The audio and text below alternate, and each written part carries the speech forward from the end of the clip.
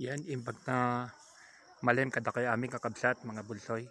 Andito tayo sa may ito yung dating Green Valley Clubhouse. Dilapidated na talaga, abandon na siya. Sikat na sikat to dati itong clubhouse na to. Nasayang lang. Wala talaga, luma na talaga lahat to. Napabayaan na, abandon na siya. Sa kabila may abandoned building din.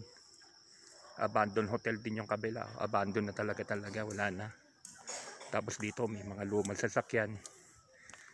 Ito, napabayaan na talaga tong clubhouse na to. Hindi ko alam anong planong gagawin dito.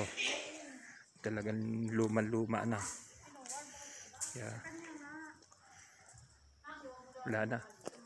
Green Valley to. Ito yung Green Valley, sikat na sikat dati na clubhouse. Yan.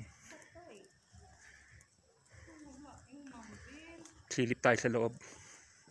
Tingnan natin kung masilip natin yung loob, kakabsat.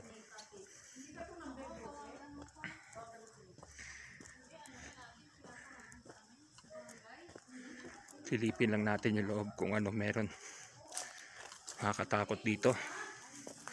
Medyo dito sa gabi siguro talaga. Marami nagpaparamdam siguro talaga rito. May multo rito sa gabi. Malamang. Yan yung loob niya. Hindi mo naman makita. Malabo. Hindi mo makita yung loob. Hanggang ganito lang. Diba? Nakakatakot. Pero okay lang. At least napuntahan natin, diba? Ito ay isang historical place. Sikat na sikat to nung araw. Sikat na sikat nung araw na napabayaan na. Yan. Green Valley Country Club.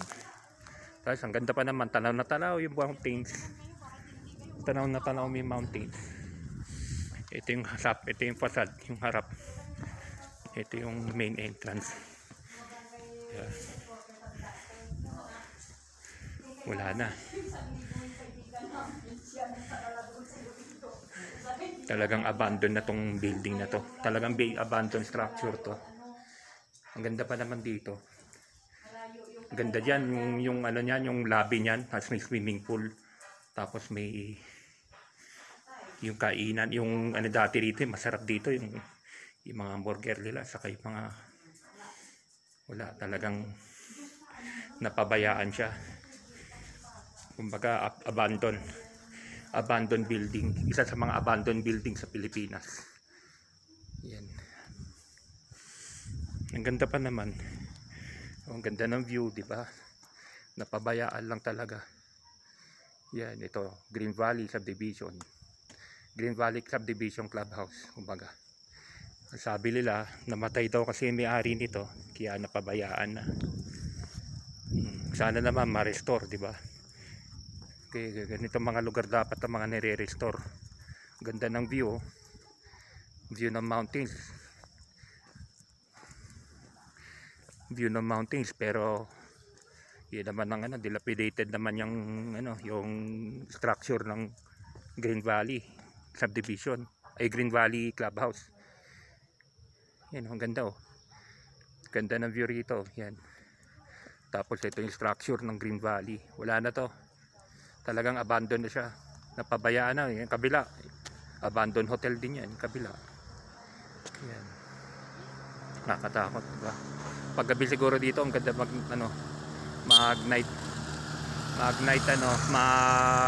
ghost hunting dito. Malamang dito meron eh. Diba? Yan.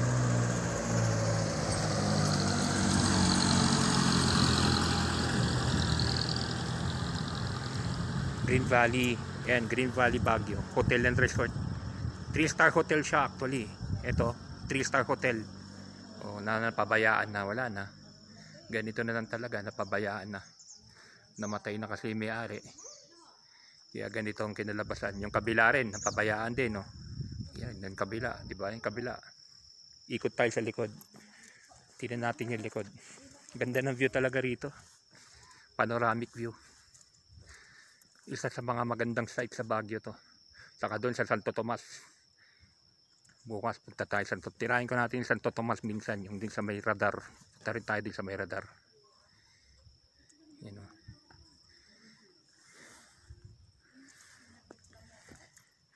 Upload videos lang to kakabsat ha, mga bunsoy. Ikot tayo.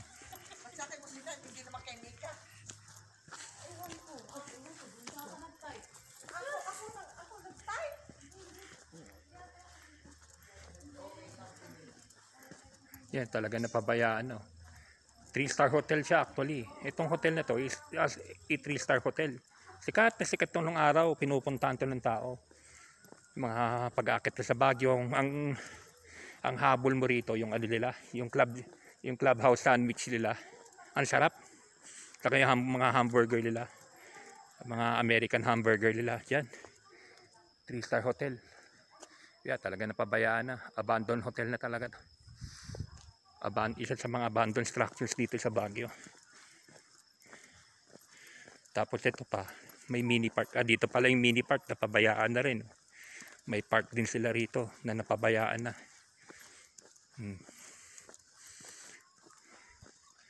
Yan ang itsura na ng Green Valley. Ito yung likod niya.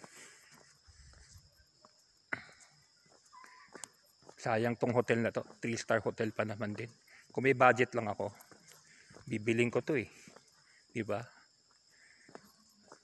Ito yung mga nasayang talagang mga ito yung mga nasayang talagang mga building. Wala, hanggang ganyan na lang, diba?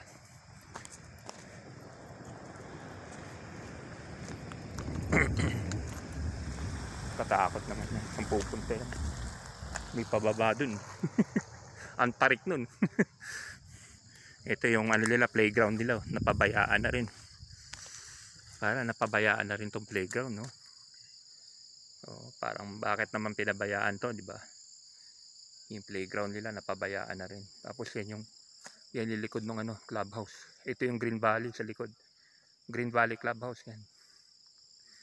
Di ba? Laki structure eh. 3-story to eh. Actually 3-story hotel nga to eh. 3-star hotel eh. Kasi pabayaan lang. Yan, ganyan. Ganyan itsura niya ngayon. Green Valley. Yan.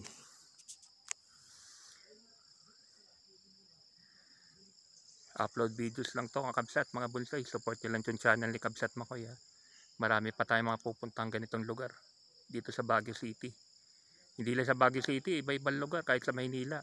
Yung mga old houses doon, mga abandoned mga old houses doon, mga historical place houses doon sa Maynila. Marami rin naman. Yan. Nakahinayang lang talaga. Ang ganda ng lugar eh. Ang ganda ng hotel eh, di ba? 3-star hotel tapos napabayaan na ganyan. Wala na. Yan. Out na tayo kakabsat mga bunsoy ha. Bye bye. Salamat. Support nyo lang yung channel ni Kabsat Makoy Vlog. Kabsat Makoy lang.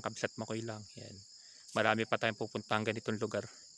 Ikot tayo sa Burham ngayon. Ngayon, ikot tayo sa Burham Park ngayong gabi. Bye bye.